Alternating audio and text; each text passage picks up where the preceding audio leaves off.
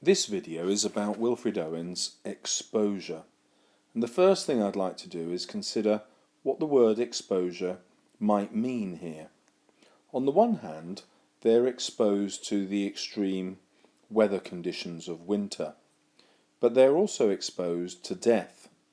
It's the death of others, they form a burial party in the poem, and it's the potential death to themselves. And then there's a final meaning of the word exposure, and it's what would have been familiar to Wilfred Owen as a photograph. You take an exposure in order to create the print, and this poem is highly photographic. The first thing I'd like you to notice is the half rhyme: us, nervous, silent, salient. Immediately, Owen wants to make us feel uneasy, because this reflects the uneasiness the soldiers face, waiting for battle or waiting for death. The opening line begins with sibilance, and that's the repetition of the S sounds. Notice that merciless with a C still repeats the S sounds, as does iced. This repetition reminds us perhaps of the sound of the wind. It's cold, but it's also sinister. We associate the sound of S's repeated with the sound of a snake. It's treacherous and dangerous. And then the next line follows with alliteration: wearied, we, awake. This is a much slower sound. It emphasizes the length of time that they are waiting, the length of time that they're kept awake. It emphasizes their weariness, and Owen skillfully does this through sound. The sibilance in this line: silence, sentries, whisper, curious, nervous. This time it recreates the sound of silence, the hushed waiting, listening for a sound, perhaps of the bombs overhead, wondering if it's going to be them next, or perhaps for the sounds of bullets, a sign that the invasion is happening. And then the stanza deliberately ends in disappointment, but nothing happens. And the way that this line is curtailed, far fewer syllables than the rest, and indeed indented here, adds emphasis to the fact that the soldiers are waiting, but nothing is going to happen. The first thing Owen does is offer us a continuous present. So the poet sets the poem not in the past, but in the present. It's happening now, and to prolong that, to give us the idea of time passing really slowly, he uses the participle ending ing on all of his verbs. In other words, it's still going on as we're reading it. There is no stopping the waiting. There's no stopping the exposure to death. Next, we have the personification of the gusts as mad, and this is a way of describing the gusts of wind in the same way that they would describe what's happening to themselves. They themselves are being driven mad by the waiting, and this is a transposition of their own emotions onto the outside world. Next comes an ironic simile, like a dull rumour of some other war. It's as though the soldiers' brains have distanced themselves from the war that they are in, but it's all too real. It's waiting for them. The gunnery which rumbles is aiming also for them. And then Owen asks perhaps a rhetorical question: why are they fighting? Although we know he is a protest poet, he's protesting against the fighting of the war here, and perhaps challenging his readers to answer this very question. The simile of the men also behaves as a picture. Like the twitching agony of men amongst its brambles, the barbed wire is tugging, and this is a famous image of World War I, and perhaps it's what Owen wants to place in our minds, the image of the men twitching the wire with their dying bodies. The next stanza again works with half rhyme: grow, grey, stormy, army, adding to our sense of unease and describing the unease of the soldiers. And then the idea of being unsettled happens again with grow rhyming with no in the wrong part of the line. It should be here, but instead the line is internal. It's unpredictable, and this is what the soldiers are waiting for, an unpredictable attack, one they know is going to come, but they just don't know when. Owen also emphasises the feeling of sadness here with misery and melancholy. And it's odd, we'd expect the war to inspire fear, but actually it's just misery and unhappiness that it's spreading. Then we have a personification of the dawn. The dawn is described as like an army here, although it's not a simile, so like isn't used. It's a metaphor, and dawn attacks once more in ranks on shivering ranks of grey. And this again is transposition. Owen is describing the dawn clouds, grey and coming towards them. But he's describing them in such a way that he's describing his old soldiers. They're also attacking in ranks when they attack, but also shivering, miserable in what they're doing. And it reminds us again that this is a protest poem, attacking war. And then, but nothing happens, becomes a refrain, rather like the chorus of a song. It's being repeated here. On one level, of course, he's saying the soldiers are waiting for something to happen. They're waiting for a counterattack, but it doesn't. But on another level, he's writing to the people back home. If they knew what the war was like, they would try to stop it. And his poetry is trying to make them aware. But nothing happens. The war continues. We get a sense of the desolation that the men feel from this picture.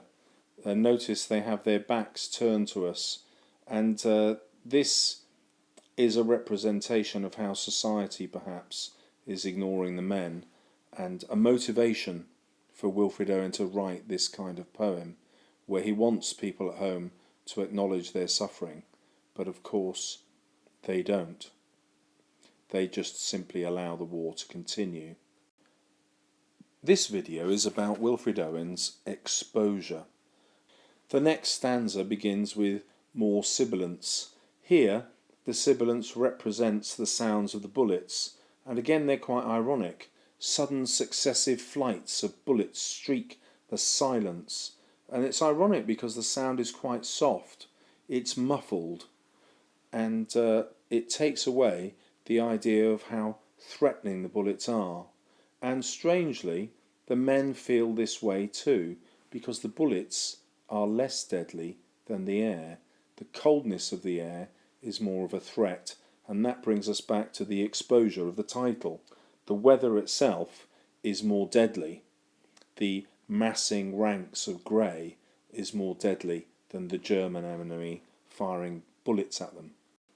The weather now becomes unnatural. Snow, which we'd expect to be white, is now black with snow. The air is taken on a negative image here. It's like a negative image of an exposure, a picture taken with a camera which inverts the colours. And Owen is doing this deliberately. He's calling attention to the fact that he's giving us a photograph, a snapshot of the war. Nowadays we might take this for granted, but if you simply Google First World War images, you'll see how few of them there are. Repeated images come up again and again and again because there aren't that many. And this is because the war was largely hidden from the public back in Britain, and the war poets tried to change that. Again, Owen uses personification. Here the wind is nonchalant. Nonchalance means a kind of not caring attitude, slightly innocent, not really aware. And this again is a transposition. It's not just the wind that is nonchalant about the war, it's the people back home. Owen again uses personification to describe the flakes of snow. They come feeling for our faces. Perhaps this is the language we would associate with lovers, and again it's ironic. They're feeling for the faces in order to destroy them, and the cold becomes a very personal kind of enemy, and this is why the men are so exposed. The cold forces the men to remember their times at home. They are snow-dazed, perhaps blinded by the white glaze of the snow, and they stare now deep into grassier ditches. In other words, their eyes have turned in on themselves. They are watching their own memories. Owen now paints an ironic picture of summer.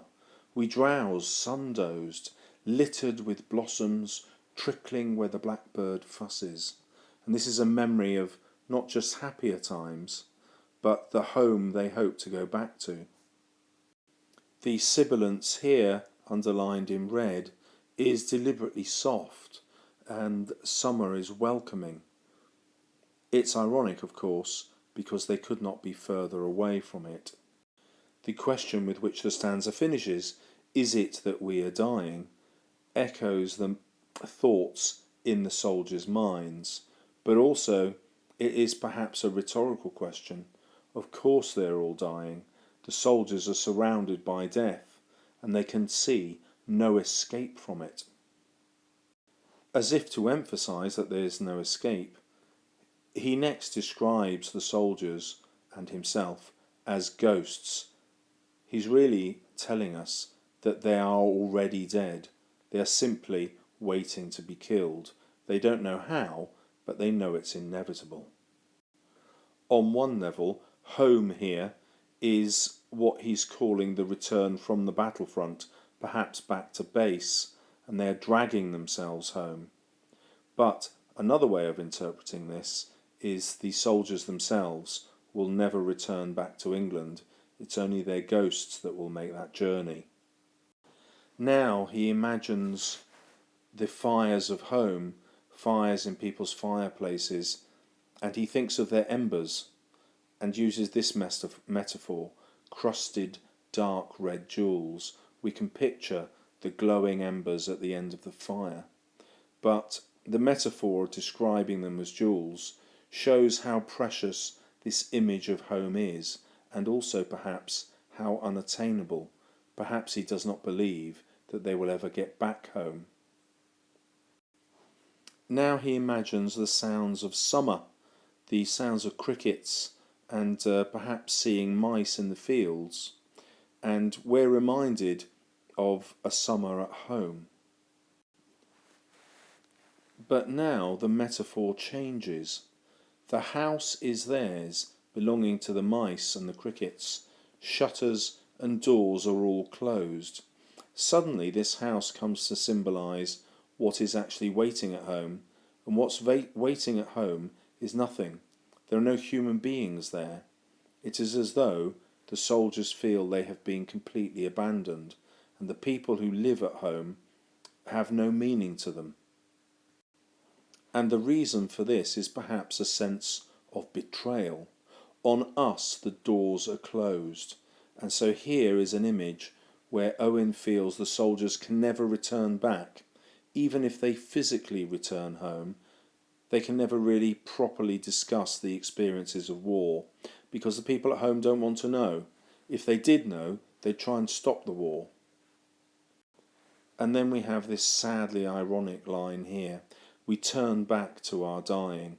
This is an image of themselves, the soldiers, preparing for their own deaths, but also looking on not their homes, not the feelings of summer, but the soldiers which are dying. They're going to become a burial party. This video is about Wilfred Owen's exposure. The next stanza is very difficult. Since we believe not otherwise can kind fires burn. Well, this seems to mean that kind fires at home can only burn if they go to war. Next, the sun is used as a metaphor for God again, something that will be familiar to you if you've read a few of Owen's poems. Now, ever sun smile true on child or field or fruit. We have an image of God spreading his love, as it were, on child and field and fruit back in England. And he describes this as God's invincible spring. This is the image that's in the soldiers' heads as they're freezing. But our love is made afraid. So on one level, the love of the child and home, the love of all the things that they hold dear, is made afraid, perhaps because they are questioning God's invincible spring. Now we get this strange expression, therefore not loathe. To loathe something is to hate it. And so here Owen is saying, well, therefore we do not hate because of love's invincible spring, God's love which we trust. But a moment ago he said he was afraid that actually he couldn't trust that love. And this is followed up here. We lie out here. Well, lying, of course, is what they're doing, lying down in the snow so as to avoid being shot. But also there's a double meaning on lie. And so this faith in God here and here is just suggested as a lie. It's as though Wilfred Owen is feeling a loss of faith here, but he can't quite come out and say it. He's only hinting at it through his language. He switches once more to say, well, we're only born because God has created us,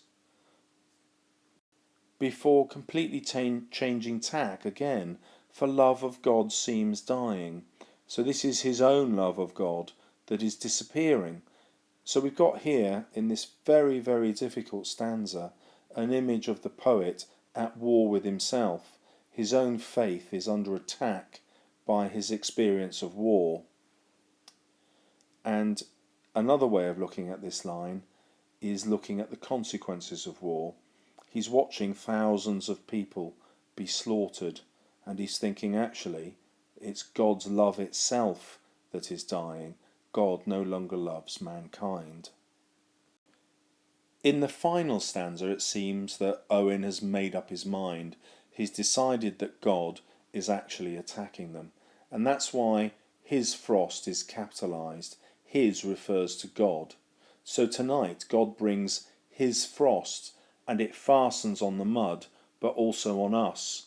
God is attacking the earth in the mud here, but it's also attacking the soldiers. It's as though he's abandoned them. The verbs now, shrivelling and puckering, show how God is making men less than they could be. They are shrivelling up under his attack. And the attack is not just in the effect of cold, but on their duties, what they must do. They are burying their men, and burying is joined together with this hyphen to party, to create a kind of oxymoron. A party, of course, we associate with happiness, although here it means a group, a burial group. But Owen deliberately uses the word party to give us this contrast. It is anything but a party, and he wants us to appreciate that. And then another tragedy of war seems to be that they cannot get to know each other. Their eyes pause over half-known faces. These are men that they fought next to, but they refuse to get to know them too intimately. Why? Because they're very likely to die, if not this day, then next week or the next month. And now we can see Owen desperately trying to distance himself from the experience. And so at the beginning of the stanza he talks about us, but now he talks about their eyes. It's the eyes of the dead, but also the eyes of the burial party. And it's as though he's transported himself out of the burial party. He desperately does not want to be here. And then we have this half rhyme again, eyes and ice. He's linking the coldness in the eyes of the soldiers who are dead to the coldness in the eyes of the soldiers who were burying them. But eyes is also a homophone, the homophone for the word I. In other words, all the men are becoming ice, devoid of emotion. We might have expected the poem to end with this line, but instead he returns to the refrain, but nothing happens. It seems odd that he would be complaining that there is no attack here. He's ended with an image of death, and I think the reason he ends with this line is he's trying to point out to his readers at home that it's them that could make something happen. They could stop this war, but actually they don't. They allow it to continue and encourage more men to enlist. If you want a sense of just how horrific these burial parties were, here is an American one, and you can see the sheer number of men required to go out and bury the dead. You also get a sense in this image of just how impersonal it was. Here's the body, obviously rigid and stiff, and we can see the corner of a mass grave here that it's going to be thrown into.